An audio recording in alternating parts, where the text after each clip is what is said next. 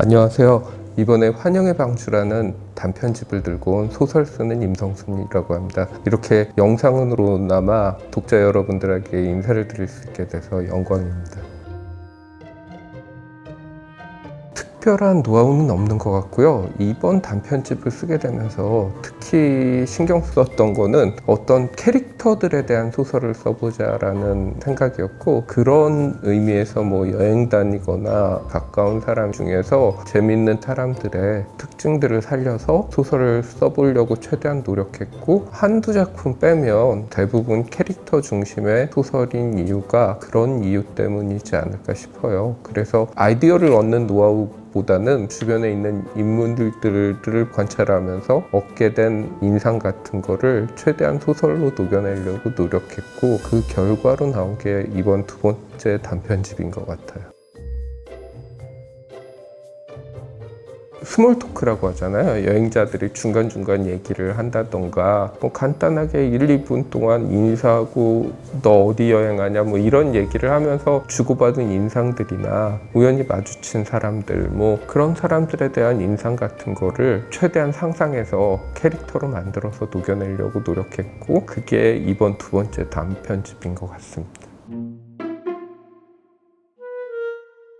들림받은 자들은 최근 사람들한테 가장 친숙하고 새로운 캐릭터가 뭘까라고 생각했을 때 유튜브에 나오는 사람들이라고 생각했어요. 그래서 어떤 유튜버가 가장 짜증날까라고 생각했을 때 이상한 음모 이론을 얘기하면서 돈을 뜯어내려고 하는 사람일 것 같다라는 생각을 하고 있었고, 그때 때마침 이제 환경 문제에 대한 앤솔로지를 내보자라는 얘기가 나왔었어요. 그러면서 환경 문제에 관한 얘기를 가지고 누군가 돈을 뜯어내려고 하는 그런 캐릭터가 나오면 굉장히 재밌는 소설이 될 것 같다라는 생각을 하게 돼서 구상을 하고 쓰게 된 거고요. 사실은 환경 문제가 단순하게 정의내리면 매우 간단한 문제긴 한데, 그 이면을 한꺼풀만 뜯어내서 더 들어가 보면 비닐이 나쁘니까 에코백을 쓰자라고 말할 때, 사실 에코백 하나 만드는데 비닐봉지 50개 분량의 이산화탄소가 더 나오거든요. 근데 비닐봉지를 50개 분량만큼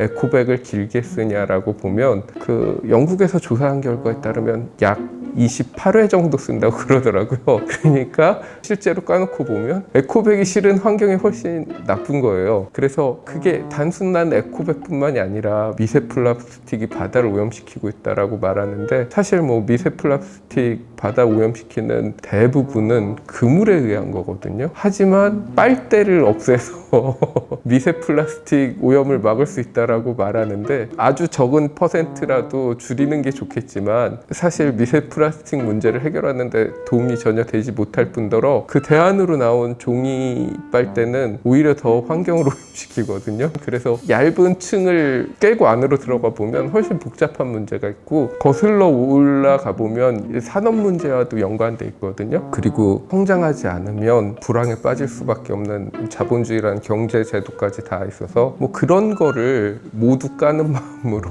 한번 써보자 해가지고 쓰게 된 단편이었습니다.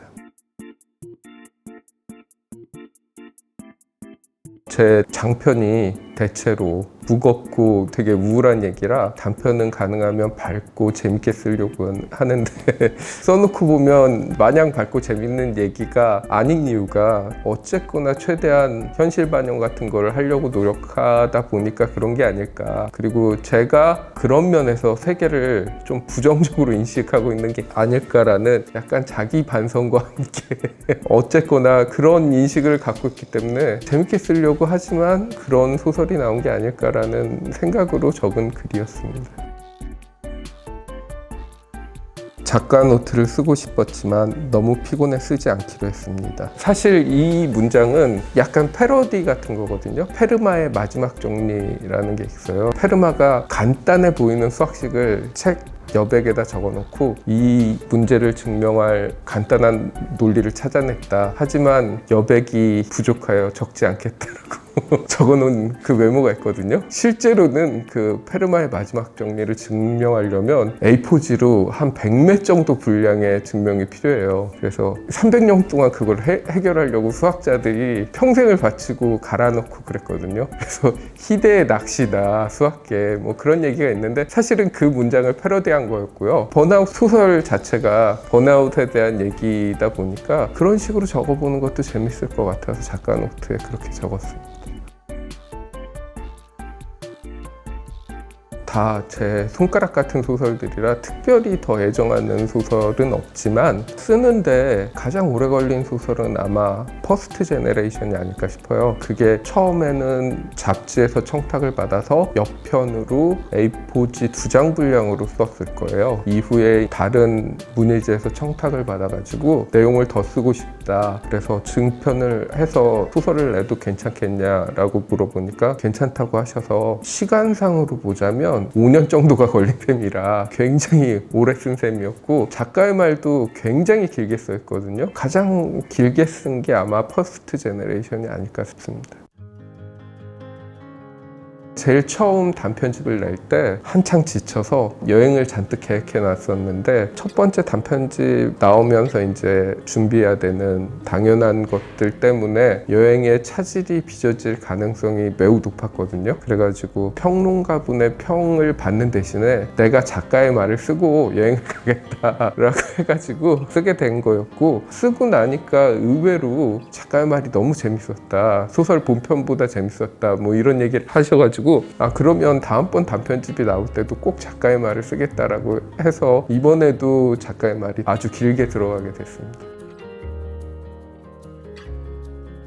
특히 이번 단편집은 제가 SF 어워드 상을 받고 나서 SF 관련된 잡지나 책 같은 곳에서 청탁이 많이 와서 유난히 많이 실리게 된 거거든요. 개인적으로 SF를 매우 좋아하고 또 SF를 쓸 때 SF 장르 공식에 맞게 쓰려고 노력하는 편이거든요. 분명히 SF 독자층은 또 일반 문학 독자층하고 소구하는 바가 다르기 때문에 작가로서 그런 부분을 장르 팬들을 위해서 신경 써줘야 되지 않을까라는 생각을 가지고 최대한 열심히 노력해서 쓰려고 하고 있습니다. 두 번째 단편집이 나왔습니다. 제가 부족하나마 최대한 독자분들이 재밌게 읽을 수 있게 쓰려고 노력한 작품인데 어떻게 읽히실지는 잘 모르겠어요. 하지만 뭐 제가 지난 3년간 쓴 작품을 모아온 단편집이니까 하나쯤은 여러분의 취향에 맞는 소설이 분명히 있을 거예요. 그러니까 사서 읽으시든 가까운 도서관에 구입도서 목록에 올리셔서 빌려 읽으시든 해서 한 번쯤 꼭 읽어주셨으면 감사하겠습니다.